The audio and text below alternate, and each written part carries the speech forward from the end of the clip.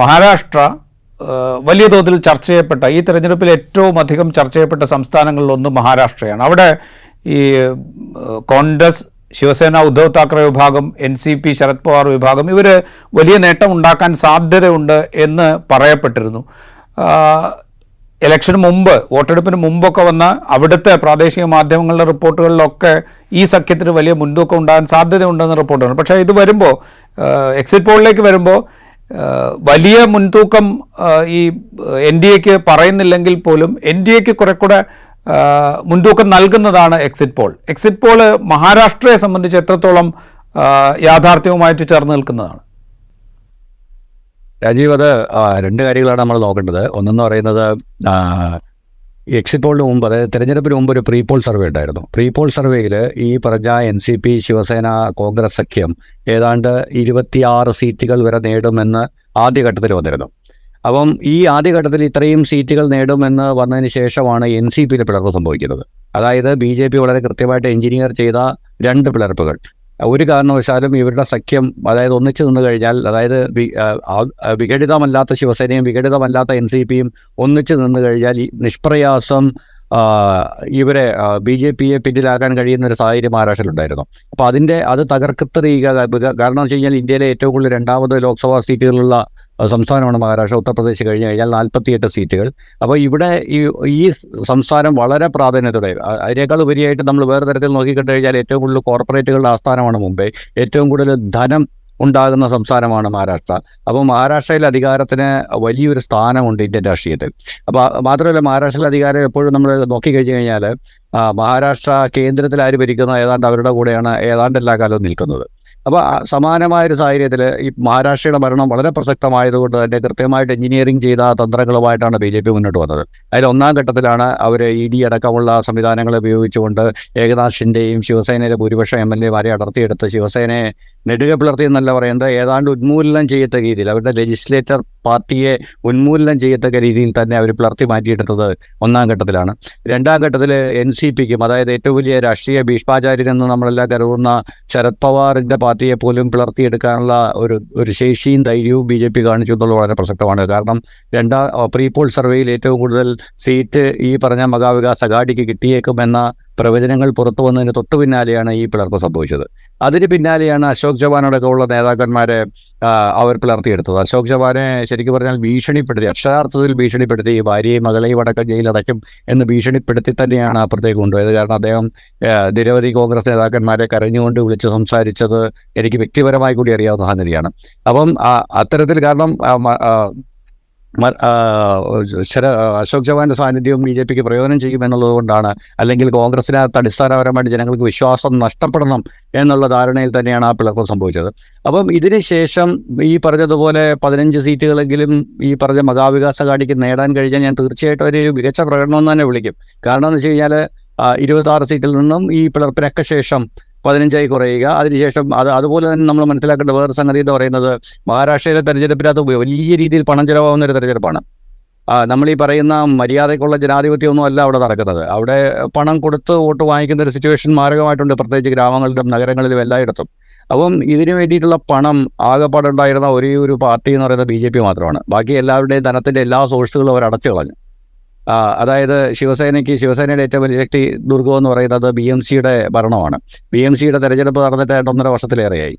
കാരണം അവിടെ ഇപ്പോൾ അഡ്മിനിസ്ട്രേഷൻ ഭരണത്തിൻ്റെ കീഴിലാണ്. അപ്പോൾ ഒരു കാരണവശാലും അതുവഴിയുള്ള വരുമാനം പോലും പാർട്ടികൾക്ക് നിഷേധിച്ചുകൊണ്ട് സമ്പൂർണ്ണമായിട്ടും എല്ലാ വഴിയടച്ചുകൊണ്ടുമുള്ള വളരെ കാൽക്കുലേറ്റീവായ ഒരു സംഭവമാണ് BJP തവണ നടത്തിയത്. നമ്മൾ നോക്കിക്കഴിഞ്ഞാൽ നമുക്കറിയാം, കോൺഗ്രസിൻ്റെ 500 കോടിയുടെ ഫണ്ട് മരവിപ്പിച്ചിട്ടാണ് അവർ തിരഞ്ഞെടുപ്പ് തുടങ്ങിയത് തന്നെ. അപ്പോൾ ചുരുക്കത്തിൽ അവർ രാഷ്ട്രീയപരവും എല്ലാ തരത്തിലുള്ള തന്ത്രങ്ങളും ഉപയോഗിച്ചും എല്ലാ തരത്തിലുള്ള വഴിയടപ്പ് നടത്തിയും തന്നെയാണ് ഈ തെരഞ്ഞെടുപ്പിലേക്ക് ഇറങ്ങിയത്.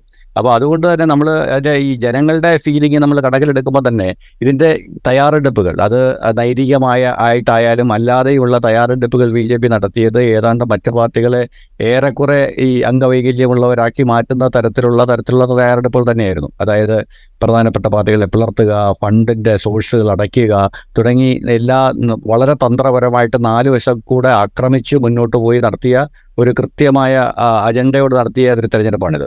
നമ്മൾ നോക്കിക്കഴിഞ്ഞാൽ നേരത്തെ ശ്രീ പ്രശാന്ത് പറഞ്ഞ പോലെ ഇതിനകത്ത് ഈ എക്സിറ്റ് പോളിൽ മാനിപ്പുലേഷൻ എന്ന് പറയുന്നത്, എക്സിറ്റ് പോള് ശരിയാണ്, ഒരു സാമ്പിൾ സർവേ ആണ്. നമ്മുടെ കോടിക്കണക്കിന് 100 കോടിയോളം വോട്ടർമാരുടെ വികാരം ഒരു 1 ലക്ഷം അല്ലെങ്കിൽ 1.25 ലക്ഷം വോട്ടർമാരുടെ സമീപിച്ച് എടുക്കുന്ന ഒരു സംഭവമാണ്. അതുകൊണ്ട് തന്നെ അതിനകത്തൊരു 20 മുതൽ 30% വരെ വേരിയേഷൻസ് വരാനുള്ള സാധ്യതയെ നമുക്ക് ഒരിക്കലും തള്ളിക്കളയാൻ പറ്റില്ല. പക്ഷേ അതുപോലെ തന്നെ നമ്മൾ സീരിയസ് ആയി കാണേണ്ട ഒരു സംഗതി, കഴിഞ്ഞ കുറേ വർഷങ്ങളായിട്ട് ഏറെക്കുറെ കുറേയധികം എക്സിറ്റ് പോളുകളെങ്കിലും ഏറെക്കുറെ ആക്യുറേറ്റ് ആയിട്ട്, എന്നുവെച്ചാൽ വളരെ കൃത്യമാവണമെന്നില്ല, പക്ഷേ ഏറെക്കുറെ ആക്യുറേറ്റ് ആയിട്ട് ഇതിൻ്റെ ഫലങ്ങൾ പ്രവചിച്ചിട്ടുണ്ട്. അപ്പോൾ അങ്ങനെ നോക്കുകയാണെങ്കിൽ ഞാനിതിനെ 2 രീതിയിലാണ് കാണാൻ ആഗ്രഹിക്കുന്നത്. ഒന്നെന്ന് പറയുന്നത്, നമ്മൾ ഈ പ്രീ പോൾ സർവേകൾ നമുക്ക് മാനിപ്പുലേറ്റ് ചെയ്യേണ്ടതുണ്ട്. ഏത് പാർട്ടിക്കായാലും പ്രത്യേകിച്ച് ഭരണപക്ഷത്തിന് മാനിപ്പുലേറ്റ് ചെയ്യേണ്ടതുണ്ട്. കാരണം വെച്ച് കഴിഞ്ഞാൽ ജയിക്കുന്ന പാർട്ടിക്ക് വോട്ട് ചെയ്യുന്ന ജനങ്ങളുടെ വികാരത്തെ, എതിരാളികളുടെ ആത്മവിശ്വാസത്തെ കെടുത്തുക, ഇതെല്ലാം ചെയ്യാൻ വേണ്ടിയിട്ട് പ്രീ പോൾ സർവേകൾ കുറെ കൂടെ മാനിപ്പുലേറ്റ് ചെയ്യാറുണ്ട്.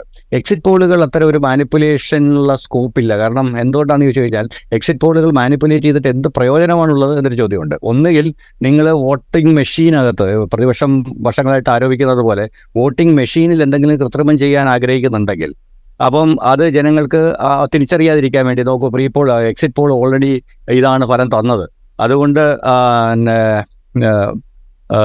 ഇതിനകത്ത് കൃത്രിമം ഇല്ല എന്ന് അത്തരത്തിലുള്ളൊരു മാനിപ്പുലേഷൻ്റെ ഭാഗമായിട്ട് മാത്രമാണ് എക്സിറ്റ് പോളുകളുടെ മാനിപ്പുലേഷൻ വരുന്നത്. അല്ലാതെ എക്സിറ്റ് പോളുകൾ മാനിപ്പുലേറ്റ് ചെയ്തിട്ട് പ്രത്യേകിച്ച് ആർക്കും പ്രയോജനമൊന്നുമില്ല. കാരണം വെറും 3 ദിവസത്തേക്ക് മാത്രം നീണ്ടു നിൽക്കുന്ന ഒരു സംഭവം മാത്രമാണ് എക്സിറ്റ് പോളുകൾ.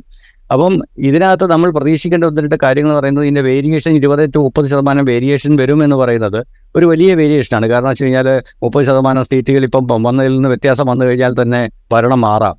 അപ്പം ആ ഒരു പ്രതീക്ഷയാണ് സത്യത്തിൽ ഇപ്പോൾ ബാക്കിയുള്ളത്. ഇനി രണ്ടാമത്തെ കേസ് പറഞ്ഞു കഴിഞ്ഞാൽ, നമ്മൾ എക്സിറ്റ് പോളുകൾ ഏറെക്കുറെ ആക്യുറേറ്റ് ആയിട്ട് കഴിഞ്ഞ കുറേ വർഷങ്ങളായിട്ട് വന്നു എന്ന് ഞാൻ പറഞ്ഞെങ്കിലും, നിലവിൽ കേരളത്തിലെ എക്സിറ്റ് പോളുകളിലേക്ക് വരിക, കേരളത്തിലെ 3 സീറ്റ് വരെ NDAക്ക് പ്രവചിക്കുന്ന എക്സിറ്റ് പോളുകളാണ് വന്നിരിക്കുന്നത്.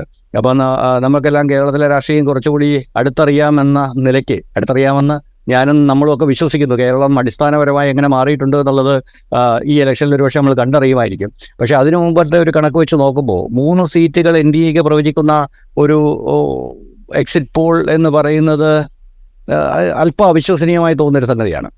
സത്യം പറഞ്ഞാൽ അല്പം അവിശ്വസനീയമായി തോന്നുന്ന സംഗതിയാണ്. കാരണം വെച്ച് കഴിഞ്ഞാൽ, ഈ 3 സീറ്റുകൾ NDAക്ക് പോവുകയാണെങ്കിൽ, NDAക്ക് പ്രവചിക്കുകയാണെങ്കിൽ, അതിൻ്റെ അടിസ്ഥാനത്തിൽ നമ്മൾ ഇന്ത്യ മൊത്തം എടുത്തു കഴിഞ്ഞാൽ ശരിക്കും പറഞ്ഞു കഴിഞ്ഞാൽ ഇൻഫ്ലേറ്റഡ് വാല്യൂ ആണ് NDAക്ക് കൊടുത്തിരിക്കുന്നതെന്ന് നമുക്ക് കാണാൻ കഴിയും. എൻ്റെ പോയിന്റ് അതാണ്. കാരണം ഇനി പറയില്ലേ, 2 ദിവസം കൂടെയുള്ള റിസൾട്ട് വരുമ്പോൾ ഈ പറഞ്ഞാൽ നമ്മുടെ എല്ലാ പ്രതീക്ഷകൾ തെറ്റിച്ചുകൊണ്ട് BJPക്ക് 1, 2, 3 സീറ്റുകൾ കിട്ടുമോ ഇല്ലയോ എന്നൊന്നും എനിക്കറിയില്ല. അതിനെപ്പറ്റി പറയാൻ, അല്ലെങ്കിൽ അത്തരൊരു പ്രവചനത്തിന് ഇനി പ്രസക്തിയൊന്നുമില്ല. പക്ഷെ നമ്മുടെ വിശ്വാസം എന്ന് പറയുന്നത്, അങ്ങനെ BJPക്ക് കേരളത്തിൽ അത്ര ശക്തമായൊരു വേരോട്ടം ഉണ്ടാകാനുള്ള സാധ്യത നിലവിലില്ല. അപ്പം അതൊരു ഇൻഫ്ലേറ്റഡ് വാല്യൂ ആയിട്ട് എടുത്ത് നമ്മൾ നോക്കുകയാണെങ്കിൽ, നമ്മൾ മൊത്തം ഇന്ത്യയിലെ ആ ഒരു ഇൻഫ്ലേഷൻ കൂടി അധികം വന്നിട്ടുണ്ട് ഈ പോളുകളിൽ നിന്ന് കണക്കാക്കണം. പിന്നെ ഞാൻ ഇന്നലെ ഒരു TV ചർച്ചയിൽ പറഞ്ഞതുപോലെ, കഴിഞ്ഞ വർഷം ഒരുവിധപ്പെട്ട എല്ലാ എക്സിറ്റ് പോളുകളും 300-ൽ താഴെ വോട്ടുകളാണ് BJPക്ക് പ്രവചിച്ചിരുന്നത്. പക്ഷേ ഒരു സർവേ മാത്രമാണ് അതിൽ കൂടുതൽ പ്രവചിച്ചത്. പക്ഷേ എല്ലാ പ്രതീക്ഷകളെയും തകിടം മറിച്ചുകൊണ്ട് BJP 300-ന് മുകളിൽ സീറ്റ് പിടിച്ചു. അപ്പോൾ അതിൻ്റെ അടിസ്ഥാനത്തിൽ ഇത്തവണ ഒരു 400-ൻ്റെ ആത്മവിശ്വാസം കാണിക്കുന്നു എന്നുള്ളത് കൊണ്ട്, ഈ പറഞ്ഞതുപോലെ അവസാനം ബോർഡ് റൂമിൽ ഇരുന്നിട്ട് കുറച്ച് സീറ്റുകൾ അധികം ചേർത്ത്, അല്ലെങ്കിൽ ആ ഒരു ആനുകൂല്യം, നമ്മുടെ ക്രിക്കറ്റിലൊക്കെ പറയുന്ന പോലെ സംശയത്തിൻ്റെ ആനുകൂല്യം ബാറ്റ്മാന് കൊടുക്കണം എന്ന് പറയുന്നത് പോലെ, ആ ഒരു സംശയത്തിന് ആനുകൂല്യം BJPക്ക് അധികം കൊടുത്ത് 350 വരെ എത്തിച്ചതാണോ എന്ന് പോലും നമുക്കറിയില്ല. പക്ഷേ എന്തായാലും അല്പം അവിശ്വസനീയമായ, അല്ലെങ്കിൽ നമ്മുടെ എല്ലാ പ്രതീക്ഷകൾക്ക് വളരെ വിരുദ്ധമായ, അല്ലെങ്കിൽ നമ്മളുടെ പ്രതീക്ഷകൾക്ക് അപ്പുറത്തേക്കല്ല നമ്മുടെ കണക്കൂട്ടലുകൾക്ക് വളരെ വിരുദ്ധമായ ഒരു എക്സിറ്റ് പോൾ റിസൾട്ടാണ് നിലവിൽ വന്നിരിക്കുന്നത്.